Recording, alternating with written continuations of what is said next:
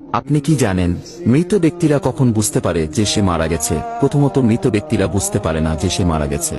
মৃত ব্যক্তির মৃত্যুর পর আত্মীয় স্বজনের কান্নাকাটি, গোসল দেওয়া, কাফন পরানো, এমনকি কবর দেওয়ার আগ পর্যন্ত সে মনে করে মৃত্যুর স্বপ্ন দেখতেছে। এমন অবস্থায় সে চিৎকার করে সাহায্যের জন্য বা তার স্বপ্ন ভাঙানোর জন্য, কিন্তু আফসোস কেউ তার চিৎকার শুনতে পায় না। যখন সবাই তাকে দাফন করে চলে যায়, তখন মৃত ব্যক্তি একা হয়ে যায়।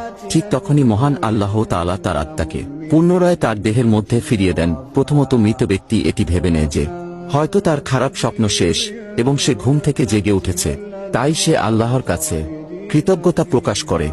এরপর সে তার শরীর স্পর্শ করতে থাকে, যা কিনা সবেমাত্র দাফন করা হয়েছে।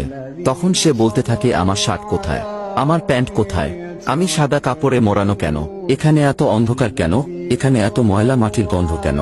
তখন সে আস্তে আস্তে বুঝতে পারে যে সে সত্যিই মারা গেছে।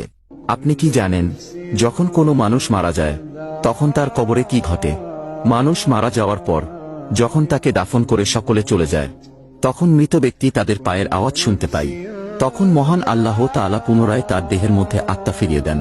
তারপর তার কবরে দুইজন ফেরেশতা এসে উপস্থিত হয়। তারা এসে মৃত ব্যক্তিকে বসিয়ে তিনটি প্রশ্ন করবে। প্রথম প্রশ্ন করা হবে, মান রব্বুকা, তোমার প্রভু কে? মৃত ব্যক্তি ঈমানদার হলে বলবে, রব্বি আল্লাহ, আমার প্রভু আল্লাহ। তারপর দ্বিতীয় প্রশ্ন করা হবে, মান দিনুকা, তোমার ধর্ম কি? অতএব তৃতীয় প্রশ্ন করা হবে। নবীজির ছবি দেখিয়ে বলবে, মান হুয়া, এই ব্যক্তিকে। মৃত ব্যক্তি শেষ নবীর উম্মত হলে বলবে, ইনি হলেন আমাদের শেষ নবী হযরত মুহাম্মদ সাল্লাল্লাহু আলাইহি ওয়াসাল্লাম। তখন ফেরেশতারা বলবে, তুমি সফলকাম, তোমার জন্য রয়েছে চিরসুখের জান্নাত, যেখানে তুমি অনন্তকাল বসবাস করবে। যদি তুমি প্রশ্নগুলোর উত্তর না দিতে পারতে, তোমাকে আগুনের গর্তে নিক্ষেপ করা হতো, সেখানে তুমি অনন্তকাল জ্বলতে। আপনি জানেন কি মৃত্যুর 40 দিন আগে কি হয়? যখন মানুষের জীবনের শেষ 40 দিন বাকি থাকে, তখন তার সাথে কি ঘটে? আল্লাহ তাআলা তার পবিত্র আরশের নিচে একটি বৃক্ষ সৃষ্টি করেছিলেন। আল্লাহর যতগুলো মাখলুকাত আছে এবং যেগুলোতে জীবন দেওয়া আছে, তার প্রত্যেকটির হায়াত এই গাছে ঝুলন্ত রয়েছে।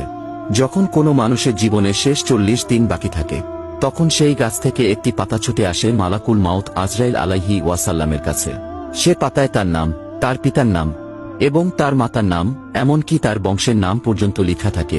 আর নির্দিষ্ট সময়ের মধ্যে মালাকুল মাউত তার রূহ কবজ করে নেয়। যেদিন এই গাছ থেকে পাতা ছিঁড়ে মালাকুল মাউতের কাছে এসে পৌঁছায়, সেই দিনই তাকে আল্লাহর আরশের নিচে মৃত ঘোষণা করা হয়। হে আল্লাহ, আমাদের ঈমানের সহিত মৃত্যুবরণ করার তৌফিক দান করুক। কেউ আমিন না লিখে যাবেন না।